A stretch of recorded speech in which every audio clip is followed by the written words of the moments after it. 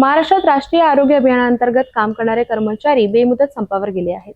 14 मार्च 2024 रोजी राज्य सरकारने एनएचएम कर्मचाऱ्यांच्या नियमित समायोजनासाठी काढलेल्या शासन निर्णयाची अंमलबजावणी न झाल्यामुळे हा निर्णय घेण्यात आला आहे। गेल्या 1.25 वर्षापासून या निर्णयाची प्रतीक्षा केली जात होती। या संपाचा परिणाम आरोग्य सेवांवर मोठ्या प्रमाणात होण्याची शक्यता आहे। राष्ट्रीय आरोग्य अभियान कर्मचाऱ्यांनी आपल्या मागण्यांकरिता पुन्हा एकदा आक्रमक पवित्रा घेतला आहे। गेल्या वर्षी 14 मार्च रोजी सरकारने एनएचएम कर्मचाऱ्यांच्या नियमित समायोजनाकरिता शासन निर्णय जारी केला होता। मात्र तब्बल 1.25 वर्षाचा कालावधी उलटूनही या निर्णयाची प्रत्यक्ष अंमलबजावणी झालेली नाही। या विलंबामुळे कर्मचाऱ्यांमध्ये तीव्र नाराजी पसरली आहे। यासोबतच मानधनवाढ, रॉयल्टी बोनस, ईपीएफ, विमा आणि बदली धोरणांसारख्या अनेक महत्वाच्या मागण्याही प्रलंबित आहेत। या मागण्यांवर अनेकदा चर्चा झाली, आश्वासनं दिली गेली, परंतु त्या पूर्ण झाल्या नाहीत। विशेषतः राज्याच्या आरोग्य मंत्र्यांनी 8 आणि 10 जुलै रोजी संघटना प्रतिनिधी मंडळाला समायोजन प्रक्रिया आणि इतर मागण्या पूर्ण करण्याचे आश्वासन दिले होते, परंतु त्यांची पूर्तता झाली नाही। परिणामी कर्मचाऱ्यांनी 19 ऑगस्ट पासून बेमुदत आंदोलनाचा पवित्रा घेतला आहे। या आंदोलनामुळे जिल्ह्यातील सर्व आरोग्य संस्थांमधील सेवांवर गंभीर परिणाम होणार आहे। ब्लड बँक, डायलिसिस, लसीकरण शस्त्रे, विविध अहवाल तसेच ऑनलाईन आणि ऑफलाईन स्वरूपाची सर्व कामे पूर्णपणे थांबवली जाणार आहे। यामुळे सामान्य जनतेला आरोग्य सेवा मिळण्यास मोठ्या अडचणी निर्माण होऊ शकतात। सरकार यावर काय उपाययोजना करते आणि कर्मचाऱ्यांच्या मागण्या कधी मान्य होतात हे पाहणे महत्त्वाचे ठरेल।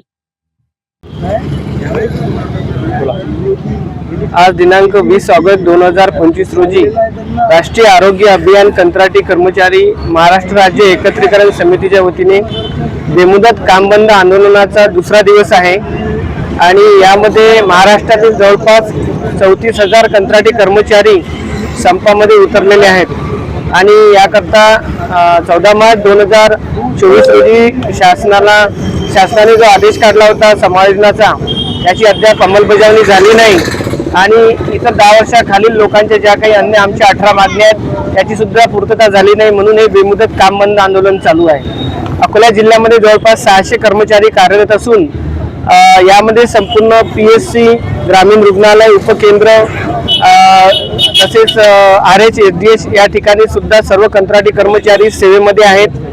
तसेच नुकताच महाराष्ट्रामध्ये अकोला जिल्ह्यात एनकॉस म्हणजे नॅशनल क्वालिटी असिस्टमेंट स्टँडर्ड ही टीम सुद्धा आलेली आहे आणि यामध्ये नुकताच बार्शी टाकळी तालुका, तसेच पातूर तालुका, तसेच तेलारा अकोट तालुक्यामध्ये सुद्धा या पथकांची व्हिजिट झालेली आहे आणि इथे जे एनकॉस टीमने ज्या प्राथमिक आरोग्य केंद्र आणि उपकेंद्रामध्ये व्हिजिट दिलेली आहे, इथे सर्व राष्ट्रीय आरोग्य अभियान च्या कार्यक्रमाचा आढावा घेतला जातो आणि इथल्या कर्मचाऱ्यांचे कार्य उत्कृष्ट असल्यामुळे अकोला जिल्हा सुद्धा मागील 1 वर्षामध्ये 1 नंबर राज्यामध्ये आहे।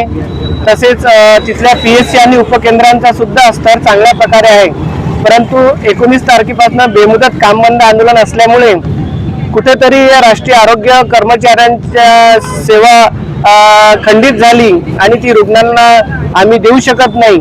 त्यामुळे कदाचित एनकॉस अंतर्गत जे काही राष्ट्रीय आरोग्य अभियानाचा आढावा घेतला जातो या कामावर सुद्धा परिणाम होण्याची दाट शक्यता आहे। राष्ट्रीय आरोग्य अभियानांतर्गत काम करणाऱ्या सर्व कर्मचाऱ्यांच्या बेमुदत आंदोलनामुळे राज्यातील आरोग्य सेवांवर ताण येण्याची शक्यता आहे। सरकारने दिलेले आश्वासन पाळून तात्काळ यावर तोडगा काढणे आवश्यक आहे। या आंदोलनामुळे रुग्णांना त्रास होऊ नये यासाठी लवकरात लवकर काहीतरी उपाययोजना केली जाईल अशी अपेक्षा आहे।